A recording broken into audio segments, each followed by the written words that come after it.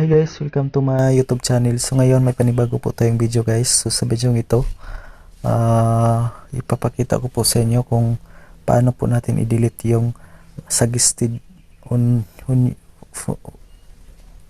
how to delete suggested Facebook on you. Yun, i-delete natin. Example ito po. I-open ko po yung Facebook ko. I-click natin itong search. Yan sa taas. Tapos scroll down tayo. Yan, sa makikita niyo, suggested for you.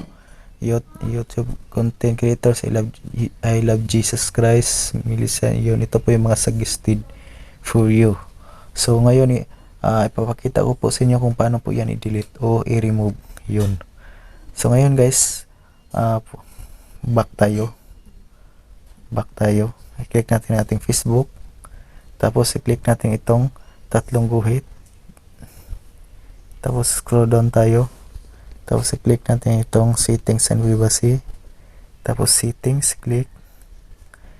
Yun. Tapos scroll down tayo guys.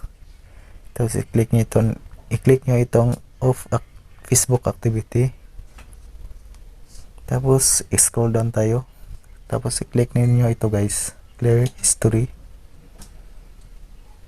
Yun. Tapos i-click nyo ang clear history. Ito po yung nakalagay guys, you're clear of Facebook activity from your account. Here are some things to know. Yung activity kung disconnected from your account is not currently, your activity history will be disconnected from your account. Clearing your history may log you out of Shopee. Yun. So ngayon clear history natin. Ayun, your activity has been cleared. Ayun, na-clear history na po. At yun guys, yun po ang gagawin. Ngayon guys, may isa po akong paraan para paano i-remove yung suggested for you. Yun. Ang natin gawin, back tayo sa Facebook. I-click natin itong Facebook. I-long press natin. Tapos, app info. Tapos app information, click ang app information.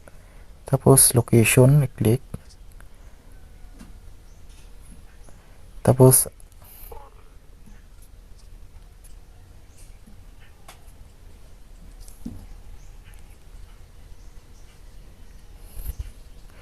guys, i-click nyo ang location. Tapos i-click nyo ang don't allow.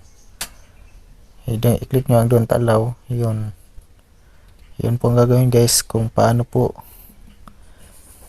i-remove. Yun po ang gagawin kung how to delete suggested for you on Facebook. Dito lang po tatapos ng video. Thank you for watching.